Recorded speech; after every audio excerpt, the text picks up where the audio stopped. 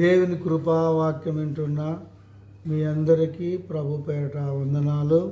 పరిశుద్ధ బైబిల్లో నుండి ఒక వచనాన్ని మనము చదువుకుందాము. 2 రాజులు 6వ అధ్యాయము 5వ వచనాన్ని చదువుకుందాము. ఒకడు దూలము నరుకుతున్నప్పుడు గొడ్డలి ఊడి నీటిలో పడిపోగా వాడు, అయ్యా నా వేలిన వాడా, అది వేరే వారిది తెచ్చినదనియు మొరపెట్టెను గనుక.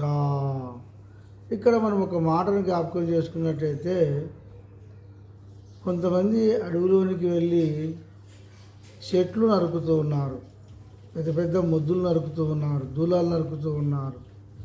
పక్కనే పెద్ద నది కూడా ఉంది. నరుకుతూ ఉంటే ఆ గొడ్లిట ఎత్తి నరుకుతూ ఉంటే ఆ గొడ్లు ఏమైపోయిందంటే కాములో నుండి ఊడి ఇటన్నప్పుడు దూరముగా వెళ్ళి నదిలో పడిపోయింది. అది గొడ్లి బాగా తూకం ఉంది, అది 2 కేజీల గొడ్లు ఉంటుంది దాదాపుగా. అది దూరము వెళ్ళి నదిలో పడి మునిగిపోయింది. ఎందుకంటే చిన్న రాయేసి కూడా నీటిలో మునిగిపోతుంది. ఇది తూకం గొడ్లి కనుక వెంటనే అది మునిగిపోయింది. ఆ గొడ్లి మునిగిపోయినప్పుడు ఎమ్మడే ఆయన ఎవరి దగ్గరికి వస్తాడంటే ఎలీషా దగ్గరికి వస్తాడు. అయ్యా, అగో గొడ్లి అది వేరే వాళ్ళది, నేను బదులు తెచ్చుకున్నాను. అగో ఈ చెట్లు నరికి ఆ కట్టెలను తీలిసి వాటిని అమ్ముకొని నేను ఏదో బతుకుదాం అనుకుంటే ఆ గొడ్లి ఊడి నదిలో పడిపోయిందయ్యా. ఇప్పుడు వేరే వాళ్ళది, వాళ్ళు నన్ను అరుస్తారు, నన్ను తిడతారు, నాకు చాలా బాధ ఉంది అని చెప్పేసి ఎలీషాకి మొరపెట్టాడండి. నీకు కూడా ఏదైనా సమస్య ఉన్నప్పుడు మొదటిగా దేవునికి ప్రార్థన చేయొచ్చు, అలాగే సేవకుని కూడా చెప్పచ్చు, తప్పేమీ లేదు. సేవకుడు కూడా ప్రార్థన చేస్తాడు. ఎమ్మడే ఆయనకు చెప్పినప్పుడు ఆయన అంటున్నాడు, ఏ స్థలంలో పడింది ఆ గొడ్లి అంటున్నాడు, నాకు స్థలం చూపించు అంటున్నాడు.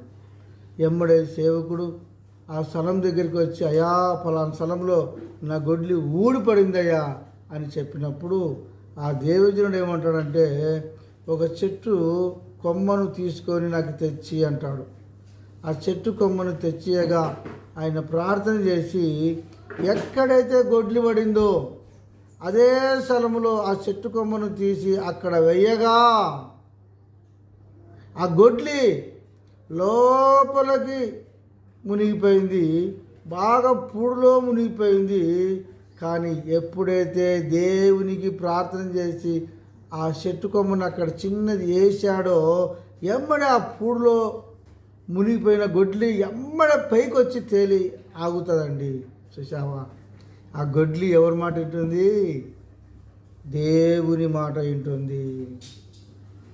గొడ్లి ఐరన్ ముక్క, దేవుని మాట వింటుంది. ప్రేమని చెబులారా, నీవు కూడా మొండి గొడ్లు వలె ఉన్నావేమో, బండరాజు వలె ఉన్నావేమో. అవుతే దేవుని సన్నిధికి వస్తున్నావు, దేవుని ఒక వాక్యం వింటూ ఉన్నావు, నీవు కూడా దేవుని మాట వినాలి, దేవునికి విధేయత చూపించాలి, దేవుని మార్గంలో ఉండాలని దేవుని ఒక వాక్యం సెలవిస్తుంది. ఈ మాటలు దేవుడు దీవించును గాక.